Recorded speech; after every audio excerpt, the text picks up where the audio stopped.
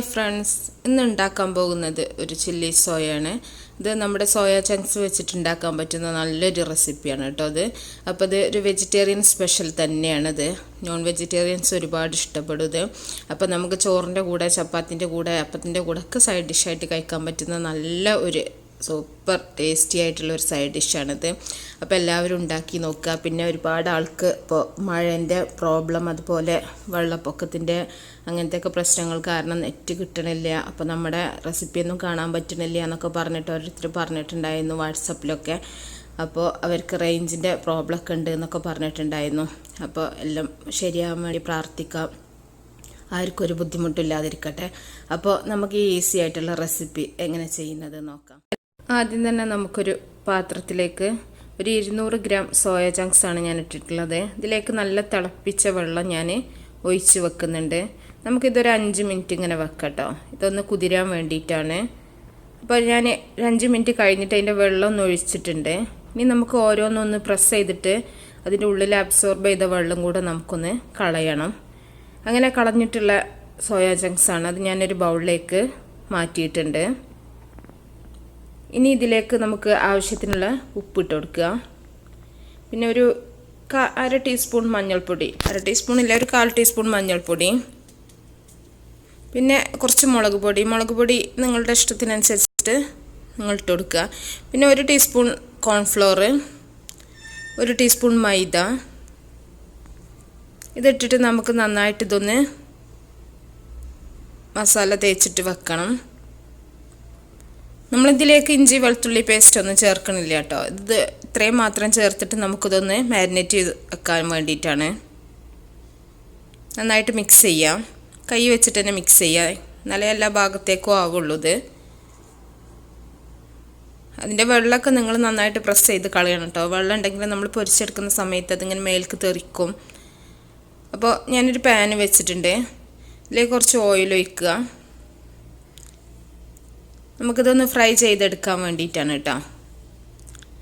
അപ്പോൾ ഓരോന്നായിട്ട് ഇട്ടിട്ട് നമുക്കിതൊന്ന് ഫ്രൈ ചെയ്തെടുക്കാം. കുറഞ്ഞ സമയം കൊണ്ട് തന്നെ നമുക്കിത് ഫ്രൈ ആയി കിട്ടും. തിരിച്ച് മറിച്ചൊക്കെ ഇട്ടിട്ടൊന്ന് ഫ്രൈ ചെയ്താൽ മതി. ഇതിനേക്കാളും ചെറിയ സൈസുള്ളതും വലിയ സൈസുള്ളതൊക്കെ നമുക്ക് കിട്ടുന്നുണ്ട് മാർക്കറ്റിൽ. അപ്പോൾ നിങ്ങൾക്ക് ഇഷ്ടമുള്ളത് നിങ്ങൾ വാങ്ങിക്കുക. അപ്പോൾ ഞാൻ ഇതൊരു ഇറച്ചിൻ്റെ ഒരു പീസിൻ്റെ ഒക്കെ ഒരു ഏകദേശം വലിപ്പം കിട്ടുമല്ലോ നമുക്ക് ചെയ്ത് കഴിയുമ്പോൾ, അതിന് വേണ്ടിയിട്ടാണ് ഞാൻ ഈ ഒരു സൈസ് എടുത്തിട്ടുള്ളത്. ഇനി നമ്മളത് കോരി മാറ്റിയിട്ടുണ്ട്. ഇതിലേക്ക് ആ പാനിലേക്ക് തന്നെ നമ്മൾ ഇഞ്ചി വെളുത്തുള്ളി പേസ്റ്റ് 1 ടേബിൾ സ്പൂൺ ഇട്ട് കൊടുത്തിട്ടുണ്ട്. ആ പാനിൽ നിന്ന് ഞാൻ കുറച്ച് ഓയിലൊന്ന് മാറ്റിയിട്ടുണ്ട് കേട്ടോ, ഫ്രൈ ചെയ്ത്. അത്രയും ഓയിൽ ഞാൻ എടുത്തിട്ടില്ല. അതിലേക്ക് തന്നെ 1 ടേബിൾ സ്പൂൺ ഇഞ്ചി വെളുത്തുള്ളി പേസ്റ്റ് ഇട്ട് കൊടുത്താണ്. ഇതിലേക്ക് ഒരു വലിയ ഉള്ളിയാണ് ഞാൻ എടുത്തിട്ടുള്ളത്. അതൊന്ന് കഷ്ണങ്ങളാക്കിയിട്ട് ഇട്ടിട്ടുണ്ട്. അപ്പോൾ നിങ്ങൾ എടുക്കുന്ന സോയൻ്റെ അളവിനനുസരിച്ചിട്ട് നിങ്ങൾക്ക് മസാലേൻ്റെ അളവിലും വ്യത്യാസം വരുത്താം കേട്ടോ, ഉള്ളിയിലും ഇതിലൊക്കെ. നമ്മളിപ്പോൾ ഒരു 200 ഗ്രാം സോയൻ്റെ ഇതിലേക്കാണ് കാണിക്കുന്നത്. ഉള്ളി ഒന്ന് ബ്രൗൺ കളർ ആവേണ്ട ആവശ്യമൊന്നുമില്ല, ജസ്റ്റ് ഒന്ന് വഴന്ന് വന്നാലും നമുക്കൊരു തക്കാളിയും കൂടെ അതിലേക്ക് ഇട്ട് കൊടുക്കാം. നമ്മൾ ചില്ലി ബീഫ് വെച്ചിട്ടും ചിക്കൻ വെച്ചിട്ടൊക്കെ നമ്മൾ ചില്ലി റെഡിയാക്കാറുണ്ടല്ലോ, ഏകദേശം അതേ മസാല തന്നെ. പിന്നെ നമ്മൾ ഇറച്ചിയിലേക്കൊന്നും ചേരുന്ന അത്ര മസാല അതിലേക്ക് ചേരൂല കേട്ടോ. വെജിറ്റബിൾസൊക്കെ നമ്മൾ ഗരം മസാലയൊക്കെ ചേർക്കുമ്പോൾ വളരെ കുറച്ച് മാത്രം ചേർക്കുക. ഇനി ഇത് നമുക്കൊന്ന് അടച്ച് വെക്കാം. വെജിറ്റബിൾസിൽ കൂടുതൽ മസാല ആയാൽ മസാലേൻ്റെ ടേസ്റ്റ് മുന്നിട്ട് നിൽക്കും, അപ്പോൾ നമുക്ക് ആ ഒരു ടേസ്റ്റ് കിട്ടൂല. അപ്പോൾ നമ്മുടെ തക്കാളിയൊക്കെ നന്നായിട്ട് വഴന്ന് വന്നിട്ടുണ്ട്. ഇതിലേക്ക് ഞാനൊരു ക്യാപ്സിക്കം അരിഞ്ഞതും കൂടെ ഇട്ട് കൊടുക്കുന്നുണ്ട്. എന്നിട്ട് നന്നായിട്ട് ഇളക്കി കൊടുക്കുക.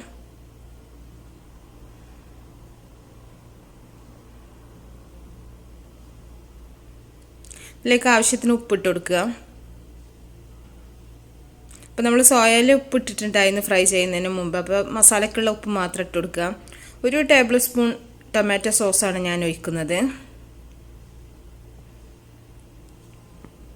ഇതിലേക്ക് ചില്ലി സോസ് വേണമെങ്കിൽ നിങ്ങൾക്ക് ഒഴിക്കാം കേട്ടോ. ഞാനിപ്പോൾ ഇതിലേക്ക് ചില്ലി സോസ് ഇടുന്നില്ല. 1 ടീസ്പൂൺ ഞാൻ സോയ സോസും കൂടെ ആഡ് ചെയ്യുന്നുണ്ട്.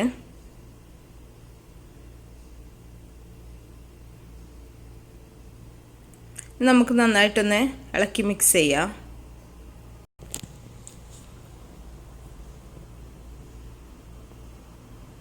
ഈ മസാലയ്ക്ക് നമ്മൾ എരിവിന് വേണ്ടിയിട്ട് കുരുമുളക് പൊടിയാണ് കേട്ടോ ചേർക്കുന്നത്, അല്ലാതെ മുളക് പൊടിയൊന്നും ചേർക്കണില്ല.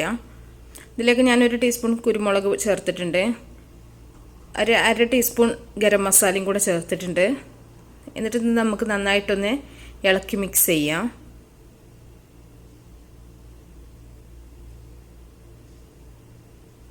ഇനി ഇതിലേക്ക് നമുക്ക് ഫ്രൈ ചെയ്ത് വെച്ചിട്ടുള്ള സോയ ചങ്ക്സും കൂടെ ഇട്ട് കൊടുക്കാം. ഇതിലേക്ക് നിങ്ങൾ വെള്ളമൊന്നും ഒഴിക്കരുത് കേട്ടോ.